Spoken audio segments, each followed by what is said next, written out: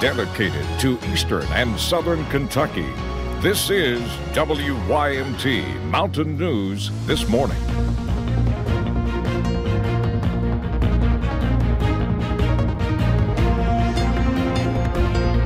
Good morning, it's 5:32. I'm Will Puckett. And I'm Cassidy Strickland. Thank you so much for waking up with us on this Tuesday. It is Tuesday. We got past Monday, so everybody can be happy about that. Hopefully this Tuesday will bring a little bit of warmer weather and some sun with it after seeing cooler temperatures and some mist or some just bad, ugly weather yesterday. But, hey, we made it out of it alive, and so let's head on over to Brandon, who's watching the weather over there in the Weather Center this morning. Brandon, what are we looking at, bud? You make it sound like it was Snowmageddon yesterday. No, I'd say it was good weather yesterday. You made it out of it alive? Yeah, I think most of us made it out of it alive. But, again, this morning, be very careful on the roads because slick spots are possible, especially in those higher elevations. We keep going back to this camera on top of US 119 there, Whitesburg Pine Mountain, and you see snow-covered sides of the roads, even that left lane over there on the roadway there, the one coming down the mountain. So I guess that would be northbound this morning. So just be aware of that and be careful as you travel across any higher elevation. Here in Hazard, some fog trying to build in outside the WYMT studio, so be aware of that. We're looking at some limited visibility, mainly down toward the I-75 corridor where it's a little bit clearer from the cloud cover. We're seeing 2.5 miles there at London and 5 in Williamsburg, so be careful in those areas. Be careful everywhere because we will see some of that fog start to develop. Cloud cover kind of dipping away from the I-75 corridor up toward I-64, the Mountain Parkway, but several spots still under that. Even some snow still trying to pop up in some locations, even though it's not scanning real well on the 9 pinpoint Doppler radar. It's out there, trust me, so we're going to continue to see that for a little while longer. Colder in some spots like Moorhead, Ashland, and London, 24, 25, and 23. And then we see temperatures in the mid to upper 20s and low 30s across the rest of the area. When you factor in a little bit of wind chill, though, there is a bit of wind out there this morning. It feels like the 20s there, low 20s in Jackson and Hazard, 23 in Pikeville and Ashland and in Harlan as well. Forecast for today, 39 this afternoon. I think we see some sunshine later on, but some flakes still this morning and some slick roads. So again, just be careful. We'll have one school closing that I saw just a few minutes ago, Lee County, Kentucky. Now 2, Wills was telling me over there, so we'll have to look at the other one here in just a second. I'll have the rest of the forecast in just a little bit. All righty, Brandon. Thank you. Well, 2 women are safe after a hostage situation at a New Jersey UPS facility. Police say a man broke into the facility and took the women hostage. Officers eventually stormed in. The suspect was shot and killed, but thankfully no one else was hurt. Prosecutors say there was a prior relationship between the gunman and one of the women he took hostage. There is no word yet on the suspect's name. Well, new court documents reveal chilling details about the kidnapping of Jamie Kloss and the death of her parents.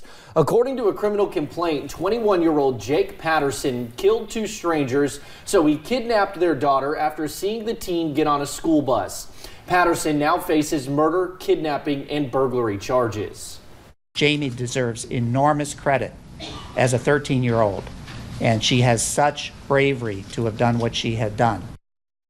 Jamie Kloss is back with her family while Patterson waits for his next court date behind bars. Jake Patterson is being held on a $5 million cash bail. He is expected to be back in court on February 6th. In other news on this Tuesday morning, Stormy Daniels is suing several Columbus, Ohio police officers for her arrest at a strip club last year. The adult film actress is suing for false arrest, false imprisonment, and violation of her civil rights. Daniels, who claims she had an affair with President Trump years ago, says the officers were avowed supporters of Trump and says she was targeted as retaliation. The pretext of the arrest was that Daniels violated Ohio law by touching patrons at the club. She was released after posting bail. A day later, the charges were dropped after the city attorney said the law did not apply to Daniels because she did not regularly appear at the club. Well, confirmation hearings begin today for Attorney General nominee William Barr. President Trump chose Barr to replace Jeff Sessions. Barr is prepared to tell Congress he believes Special Counsel Robert Mueller should be allowed to complete his investigation into Russian interference in the 2016 presidential election. In prepared testimony, Barr says, "If confirmed, I will not permit partisan politics, personal interests, or any other improper consideration to interfere with this or any other investigation." Barr also says it is very important that the public and Congress be informed of the investigation's results. South Carolina Republican Lindsey Graham, the new chairman of the Senate Judiciary Committee, will lead today's hearing.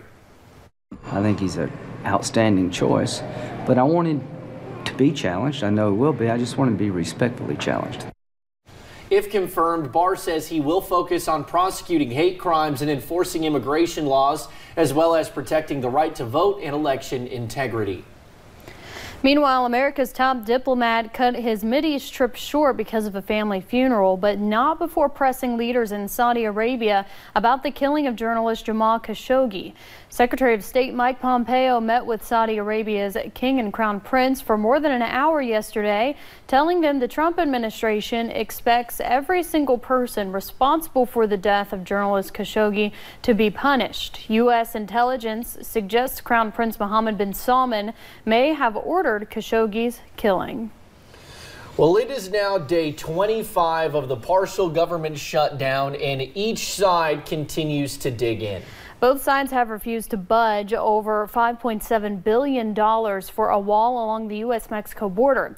800,000 federal employees are working without pay or furloughed, and that includes much of the White House staff. The effects of the shutdown are more serious around the country, including at airports. On Monday, the TSA said its employees who missed a paycheck on Friday called out sick at a more than double the usual rate. You know, it's chaos out here. This line, I've been here about 15 minutes and it probably moved about 2 feet. The agency says it will move officers around the country to deal with the shortages. Yesterday, the Pentagon approved a request by the Department of Homeland Security to provide more military personnel to help operate security cameras and lay barbed wire along the border. The move is unrelated to the possibility that President Trump could declare a national emergency to try and build his border wall. Meanwhile, a group of protesters gathered outside Senate Majority Leader Mitch McConnell's office in Lexington, pushing for a vote. Kristen Kennedy has more.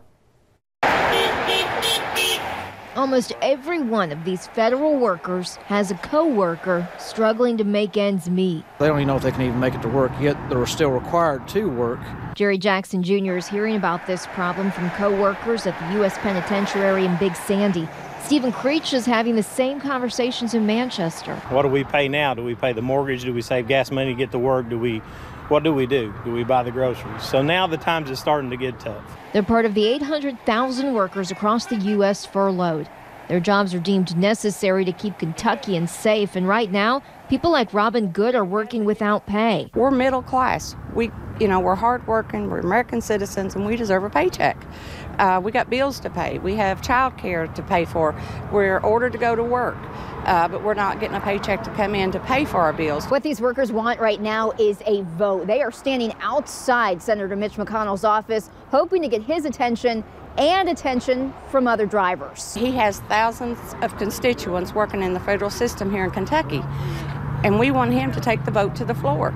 Get a vote to the floor. Get the government reopened. Let's do what we need to do. It's what we've elected you for. The government is in its 24th day of a partial shutdown. Kristen Kennedy, WYMT Mountain News. Now, workers from Lexington's Federal Medical Center, U.S. Penitentiary Big Sandy, and Federal Correctional Institute Manchester were part of yesterday's protests. Well, another Republican has filed to run for governor of Kentucky. William Woods of Corinth joined State Representative Robert Goforth of Laurel County, who announced his candidacy last week. Justin Miller of Florence will join Woods as his running mate. Woods' campaign website lists casino revenue, marijuana legalization, and legislative pensions as major issues on his agenda. Governor Matt Bevin says he will seek re-election, but he has not yet filed the paperwork. The state's education commissioner is introducing a new initiative to encourage students to become community leaders. The Student Ambassador Initiative aims to raise the bar in learning and help close the gaps in the state's education system.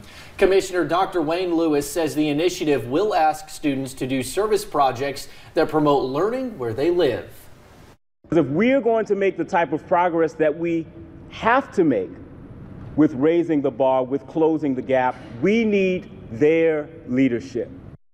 Lewis hopes the Student Ambassador Initiative will encourage kids from all backgrounds to invest in their education. And the debate over pension reform begins again today in Frankfurt. The Public Pensions Working Group is comprised of both Republican and Democratic state lawmakers. Their meeting is scheduled for 9:30 at the Capitol Annex. They will meet again Thursday. Now, the General Assembly does not meet again until February. In Los Angeles, some 32,000 teachers and staff walked off the job yesterday. Weeks of talks between the school district and teachers union have broken down. The teachers want higher salaries, smaller class sizes, and more counselors and nurses hired. The big debate revolves around how much to fund them. It's the first strike in 30 years for the district, which is the second largest in the nation. Straight ahead on Mountain News this morning, it is the 10th anniversary of the Miracle on the Hudson. We will take a look back at the dramatic and historic day. Grab your bib and your appetite because we're serving up a big bowl of pasta and lots of good times. It's all right here in the test kitchen. The forecast this week sounds like the motto for the United States Postal Service, with chances for rain, sleet, and snow, all possible at times. I'll deliver all the details in about 2.5 minutes.